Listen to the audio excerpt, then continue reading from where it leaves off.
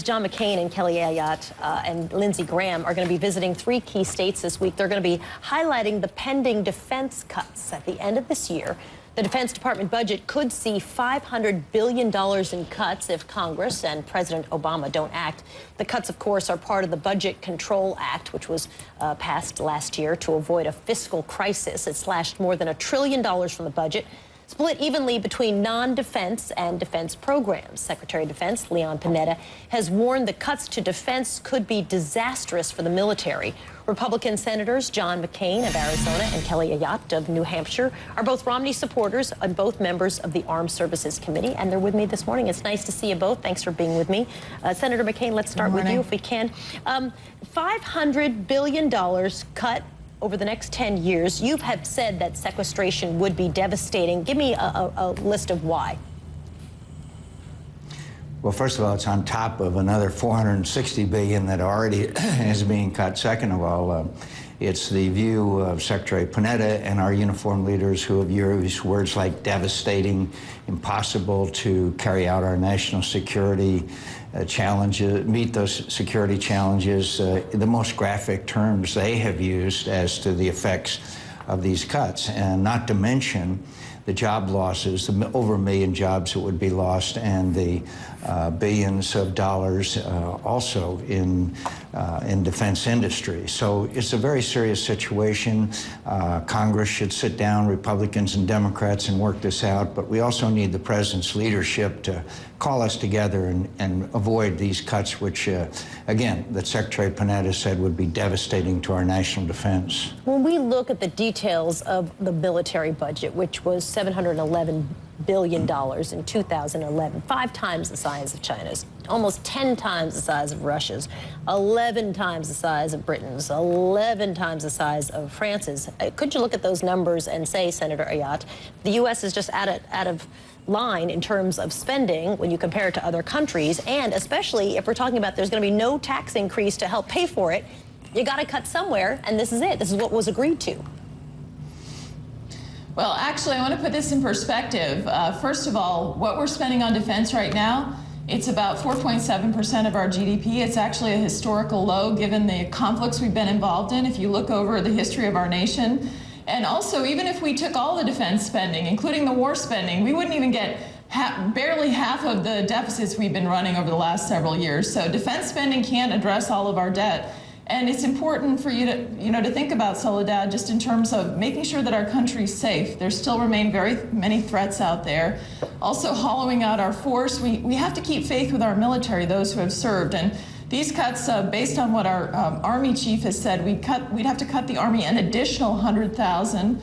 Our Marine Corps, our assistant commandant of the Marine Corps, has said that the Marine Corps would be unable to fully respond to one major contingency. So this is very serious in terms of our national security. So then, Senator McCAIN, where would you cut? I mean, let's say this number is a real number, and obviously this was what the debate was all about, and everybody kind of kicked the can down a little bit of ways, and now you're, paying the piper, if I can keep throwing in these phrases. But I think this is fair to say.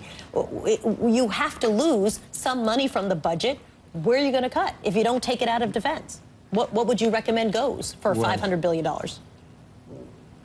Well, first of all, when you look at the increase in overall spending, obviously we could restrain that. I think it's, as I mentioned, we've already cut $460 billion from the defense budget. I would also point out that if we sat down together, we could look at loophole closing, we could look at spending cuts, we could look at freezes, we could look at all kinds of things.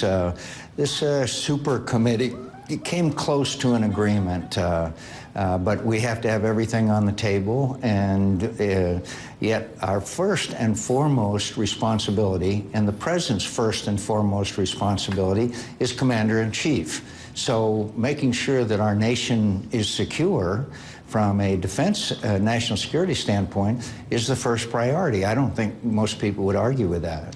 And Soledad, I want to put it in perspective.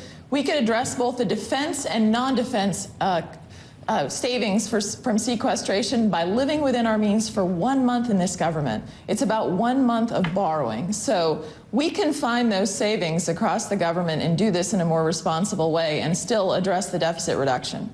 Well, but Republicans at the same time don't want to cut taxes on the wealthy. We know that that's a debate that's also heading toward the fiscal cliff. It seems like everybody wants to get to a number, but no one's willing to cut the thing that is important to them. I think that's fair to say. Well, no one wants to raise taxes on the people who they feel would support them politically. I think that that's fair to say. And it seems like some tough choices have to be made. I thought the whole entire Budget Control Act, which Senator AYOTTE, you voted against, but Senator McCAIN, you voted for, was to determine this very thing. And now it's come to the moment of fruition.